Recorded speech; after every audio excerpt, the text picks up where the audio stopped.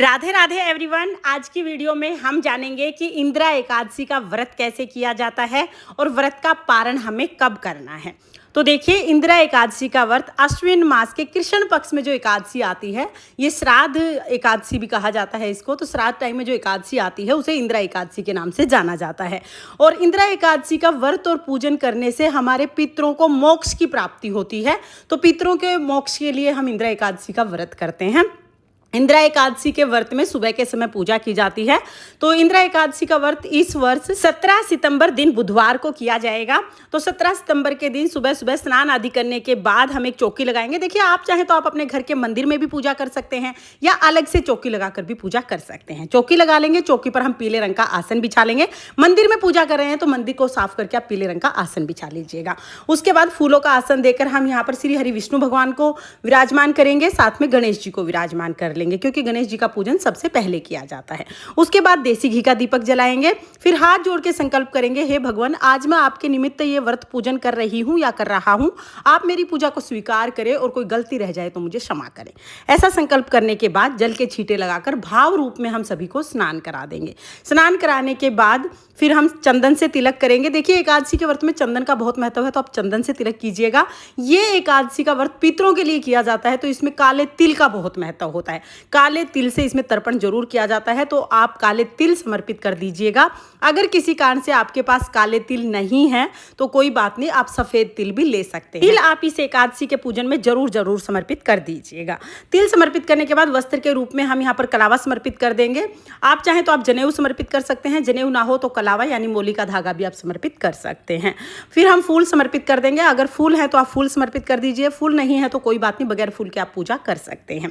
तो इस तरह से हम फूल समर्पित कर देंगे। उसके बाद हमें भोग समर्पित करना है, तो गणेश जी को हम अलग से भोग समर्पित करेंगे, क्योंकि गणेश जी के भोग में तुलसी नहीं डालनी है। और उसके बाद फिर हम भगवान विष्णु को तुलसी युक्त भोग समर्पित कर देंगे। तुलसी आप एक दिन पहले ही तोड़ लीजिएगा, क्योंकि एकादशी के दिन तुलसी नहीं तोड़ी जाती है, तो आप एक दिन पहले तुलसी तोड़ लीजिएगा। उसके बाद जल समर्पित कर देंगे, हाथ जोड़कर भोग ग्रहण करने के लिए निवेदन करेंगे।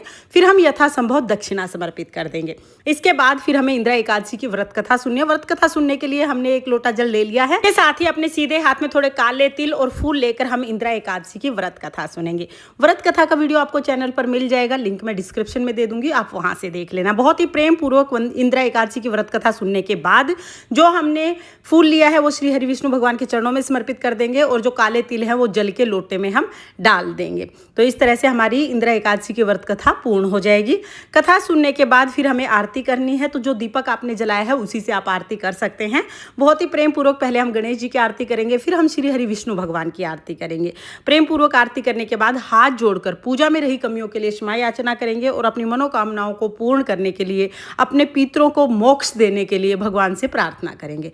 इस तरह से हमें पूजा करनी है। पूजा के बाद अपने हाथ में थोड़ा सा जल लेकर, सीधे हाथ में थोड़ा जल लेकर हम जल को चौकी के ऊपर से वार के हाथ जोड़ लेंगे। इस तरह से पूजा पूर्ण हो जाएगी। पूजा के बाद जो जल का लोटा है, ये जल हम सूर्य देवता को अर्घ दे देंगे, और जो भी भोग प्रसाद हमने चढ़ाया है, ये सारा भोग प्रसाद घर के सभी सदस्यों में प्रसाद के रूप में बांट देंगे। देखिए, चौकी लगी रहेगी। शाम के समय भी हमें पूजा करनी है, शाम के समय भी हमें फलाहार, कोई भी भोग फलाहार ही चढ़ाना है और आरती करनी है। जो काले तिल आपने चढ़ाए हैं, ये जब आप सूर्य देवता को अर्घ देंगे तो उसी जल में आप ये सारे तिल डालकर और फिर अर्घ दे दीजिएगा। तो ये आप जरूर कीजिएगा, जो सूर्य देवता को अर्घ दे उसमें काले तिल जरूर डालना। दक्षिणा जो है वो हम दान कर देंगे। तो इस तरह से हमें व्रत करना है।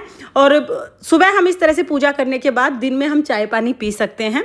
शाम के समय आप चाहें तो आप फलाहार कर लीजिए। वैसे देखिए, शास्त्रों के अनुसार तो इंदिरा एकादशी के दिन कुछ भी नहीं खाना पीना चाहिए, लेकिन बिल्कुल निर्जल व्रत करना असंभव हो जाता है, थोड़ा कष्ट ज़्यादा होता है। अगर आप कर पाएँ तो कर लीजिएगा, नहीं तो आप फलाहार कर सकते हैं। एकादशी के व्रत में अन्न नहीं खाया जाता है, आप फलाहार खा सकते हैं। कोई फल खा सकते हैं या दूध से बनी मिठाई भी आप खा सकते हैं, और भोग के रूप में भगवान को भी फलाहार ही चढ़ाया जाता है।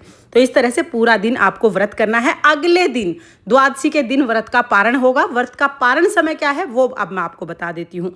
तो देखिए, इस वर्ष इंदिरा एकादशी का व्रत 17 सितंबर को किया जाएगा, और व्रत का पारण 18 सितंबर को सुबह 6:07 से 8:36 तक आपको करना है।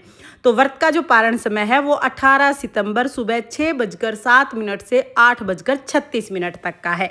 इस समय पर आप व्रत का पारण कर लीजिएगा। तो इस सरल पूजा विधि आपको कैसी लगी कमेंट करके जरूर बताना, और चैनल को सब्सक्राइब करके जाना। जय श्री कृष्णा, राधे राधे।